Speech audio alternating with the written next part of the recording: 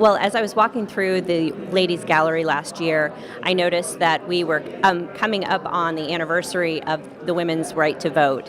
As a state senator, it means I wouldn't be standing here had that not been ratified and amended into our Constitution. But I think more importantly, as a mother of two daughters, I can't imagine myself and my children, my daughters, not having a right and an opportunity to have their voice heard in our government. And as you can see with the number of women that we have in the legislature today, we are exercising that right to vote, and with the statistics from the most recent election. Women play a profound role in Ohio's government. In fact, the statistics that I just saw show that in the 2018 election, women voted at a much higher rate than men. 56% of the voters in the 2018 election were women. I want to thank Senator KUNZE and Williams for their leadership, as well as the Secretary of State and his leadership to get us where we are today. I think one of the still startling things of American history is that it took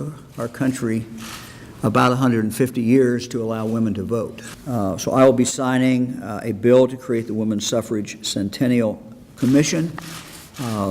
The work of this group will be to plan appropriate ceremonies. Women can make such a difference and do make such a difference. And in our administration, you know, Mike is always looking for women because they get things done. A little bit of my motto is, you know, every room in which people are discussing and determining public policy ought to have some women's representation in it.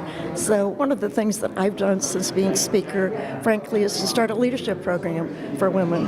And the total purpose of that is to help them build their self-confidence, be sure that they're willing to take a risk, get out there and run, and give their service to their community or their state or their nation. I had all sorts of comments that women would get back there. Why aren't you home taking care of your children?